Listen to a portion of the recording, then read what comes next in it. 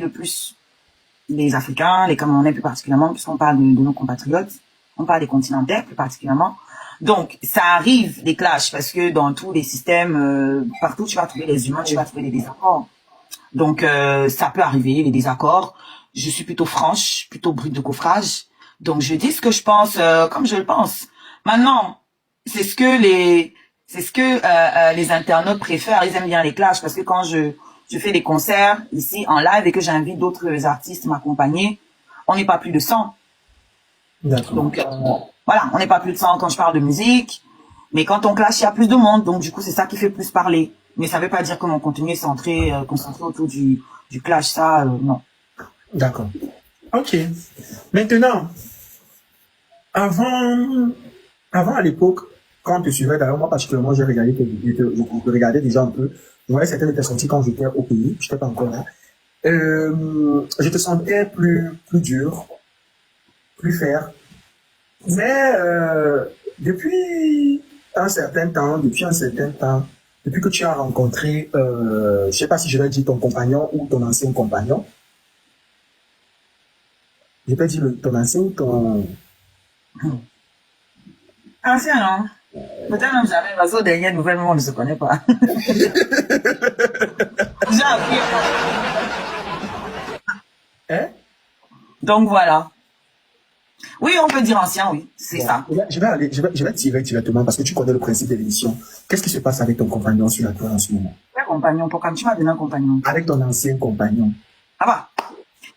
Alors, qu'est-ce qui se passe? Ben, moi-même, je ne sais pas payer. Je sais que je suis venue présenter mon bébé à ma communauté. Oui. Parce que comme je vous ai dit, moi, c'est ma communauté qui me tient, c'est ma communauté qui s'occupe de moi, qui m'entretient, Oui. etc. D'accord? Donc, j'ai eu à faire ce qu'on appelle une liste de naissance à la demande de ma communauté, une cagnotte à la demande de ma communauté pour notre bébé qu'on a. On a baptisé bébé TikTok ou la princesse des scarabées, d'accord? Donc, ils ont participé massivement et pour moi, la seule façon de les remercier, c'est au moins de leur présenter mon bébé. D'accord? Et déjà, j'avais annoncé pendant ma grossesse que mon contenu allait prendre une nouvelle tournure, une nouvelle direction. J'allais changer de ligne éditoriale. J'allais axer mon contenu sur la maternité, sur mon lifestyle, mon nouveau lifestyle, c'est-à-dire une maman solo, une maman artiste. Et c'est ça que j'allais présenter à ma communauté, ma vie de mère. Donc, j'ai accouché, j'ai présenté mon bébé à ma communauté qui m'a toujours épaulé dans tout ce que je fais. Et donc, qui m'a épaulé dans la préparation de la venue de mon bébé. J'ai présenté mon bébé et j'ai vu beaucoup de choses se passer sur la toile, beaucoup de gens s'agiter, parler des réseaux sociaux. J'aurais pas dû, soi-disant, présenter mon enfant. Enfin, voilà, chacun a dit ce qu'il en pense. Enfin, les gens sont libres de donner leur avis. On a menacé de m'envoyer les services sociaux, etc. Et j'ai vu une coupure où on a félicité mon ancien compagnon. Et félicité pour la venue du bébé. Et je l'ai vu dénigrer, je l'ai vu renier mon enfant et je ne l'ai pas supporté. En tant que mère, je ne l'ai pas supporté. C'est mon devoir de défendre mon sang, donc je ne l'ai pas supporté. Et j'ai fait une sortie. Voilà. Et à partir de là, chacun a pu faire son interprétation, comme d'habitude. Chacun interprète comme il veut les sorties, les uns et les autres. Donc, moi, je ne suis pas tout ce qui se passe de l'autre côté, donc je peux pas vraiment te dire où ça en est là-bas.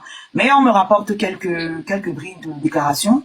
Donc, pour moi, à partir du moment où ce n'est pas son enfant, je pense que on n'a pas à me donner de leçons sur comment je m'occupe de mon enfant. On n'a pas à me dire si je dois l'exposer, quand, comment. C'est mon enfant. Et moi, j'ai accepté. Je pensais qu'il m'avait au moins fait don de son sperme, à défaut de m'accompagner dans la préparation, le trousseau, etc. Bon, j'ai appris de sa bouche que même son sperme-là, il ne me l'a pas donné. Donc, j'accepte. J'accepte, ce n'est pas son enfant. Donc, à partir de là, je crois qu'on peut arrêter les lives sur ma fille. Je pense qu'il n'a pas le droit d'en parler à partir de là. Et la relation, il n'y a pas besoin d'en parler, en fait. Mais il a dit que la relation s'est terminée depuis.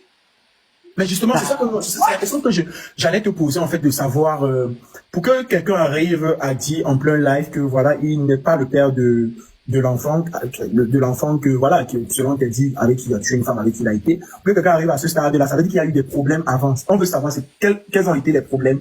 Parce qu'il y a tellement de choses qu'on entend sur les réseaux sociaux concernant cette affaire-là en ce moment. On veut savoir quels ont été les problèmes que vous avez eu, qui a dû le pousser. Parce qu'on essaie de comprendre, on veut aussi le comprendre à quelque part aussi. Bah, déjà, moi, j'ai découvert en live que c'était pas son enfant. Moi, il m'a informé que c'était pas son enfant en live. Donc, enfin, dans ces lives-là, qu'on m'a rapporté. Moi, dans le privé, il a jamais été question de ça. On m'a jamais parlé de ça. Donc, moi-même, je n'étais pas au courant. J'ai appris ça aussi comme vous. Les problèmes qu'il y a eu, je crois que ça s'est passé pour la plupart ici sur la toile. Il y a eu plein de problèmes comme tous les couples peuvent en avoir, ou des gens qui se fréquentent tout simplement aussi peuvent en avoir. Oui. Et je pense que tout le monde a assisté aux humiliations que je subissais ici publiquement. Je pense que tout le monde a vu que je me suis fait agresser par une individu qui a été la première à m'annoncer que je devais faire un test ADN, par exemple. Donc, je crois que tout le monde a vu cet ex-compagnon-là fricoter avec cet individu qui m'a agressé pendant que j'étais enceinte. Je pense que tout le monde a vu cet ex-compagnon dans des panels où on souhaitait l'autisme à mon enfant, enfin l'enfant qui était censé être le nôtre en fait à ce moment-là, et qui n'a pas réagi. Donc, je peux pas te dire qu'il y avait un problème, il y avait juste une façon de vivre que je n'ai plus supportée au bout d'un moment, tu vois. Et je me suis arrangée pour sortir juste de cette relation, la tête haute, pour m'en sortir de la manière la plus simple possible, pour m'en sortir aussi avec des éléments qui me permettront de me défendre dans le futur. Et puis voilà.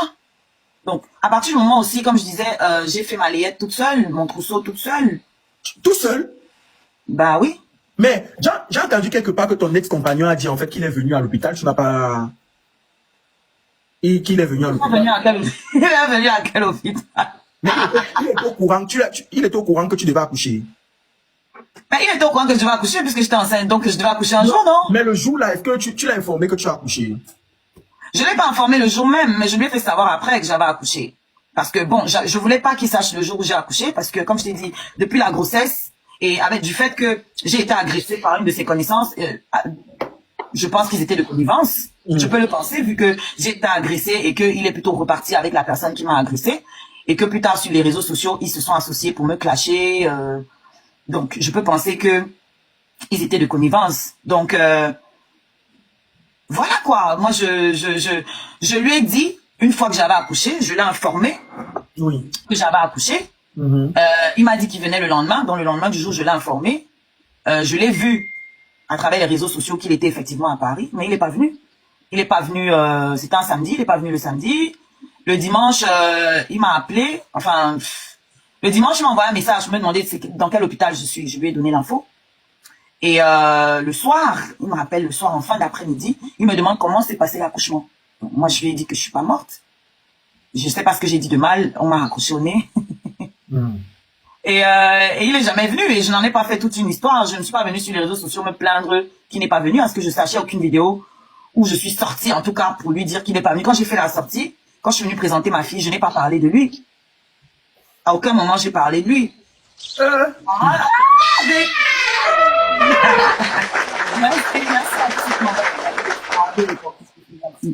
Donc voilà, moi il est pas venu, en tout cas. Moi j'ai une question. Au départ, il était d'accord pour le bébé ou pas? C'est lui qui m'a demandé un enfant. Hein? Oui, oui. Moi, je suis au courant que vous comptez, qui comptait tes principes, parce qu'on... Mais c'est pas comme tu fais comme si... Non, attends, je t'explique. C'est pour ça que... monsieur le juge, on ne se connaît pas, mais... C'est pour ça que je dis, en fait, que moi, j'ai été témoin de quand je vous fréquentais tous les deux, au même moment, voilà, que il comptait ton cycle, tu vois, parce qu'il y avait des moments où il s'est déplacé pour venir et tout. Je me rappelle les moments où on ne savait pas sur les réseaux sociaux qu'il venait chez toi. Je sais qu'il comptait aussi, que ça c'est le moment de Oshiga. Il venait, tu vois. Mais je savais pas que c'est lui, en fait, de base, qui t'a demandé l'enfant, en fait. C'est lui qui a demandé. Bon, moi, je voulais un bébé, tu le sais. Oui. Donc ça tombait bien, en fait, tu vois, parce que je vais avoir 40 ans en juin. Oui. Je voulais un bébé, mais j'ai l'âge qui avance et puis tu vas pas trouver un compagnon qui va vouloir un bébé. Enfin, c'est pas tout de suite. Vous voyez ce que je veux dire? C'est pas. Vaut mieux le faire avec quelqu'un qui en a envie déjà. Et lui, il me l'a demandé. Donc moi, ça tombait bien. Je voulais aussi un bébé. Et je pensais que l'amour était réciproque. Moi, je l'aimais. Je pensais que c'était réciproque. Donc voilà, je me dis, le temps passe. Je fais un enfant pour moi d'abord. Voilà, pourquoi pas. Et puis au début de notre relation, moi, je l'ai vu quand il venait à Paris d'aller voir ses enfants. au début. Donc moi, je me suis dit, bah, ce qu'on raconte, c'est pas forcément ça, parce que là, moi, je le vois quand il vient à Paris, il va voir ses enfants devant moi. Donc pour moi, il n'y avait pas de souci, quoi. Avant de continuer, j'aimerais poser la question. Comment vous êtes rencontrés déjà de base? Rencontré. Bon, je connaissais le blogueur vite fait sur Facebook. Et ici sur TikTok, on s'est retrouvés dans les panels communs. Okay. Voilà. Donc, on s'est retrouvés dans les panels communs. Tu vois, comment on s'est rencontrés? On s'est retrouvés dans les panels communs. Et du coup, on a commencé à échanger. On a pu échanger dans les panels. Hein.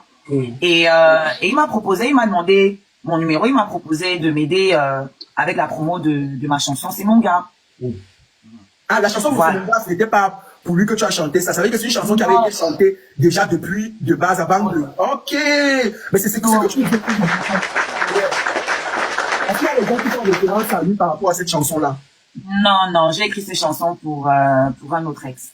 D'accord.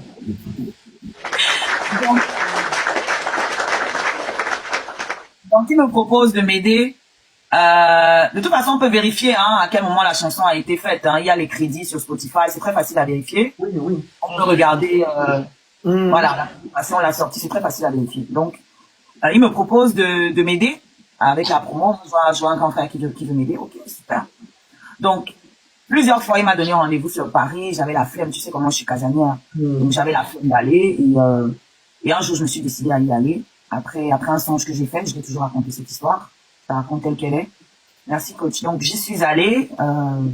Et c'est comme ça qu'on s'est rencontrés.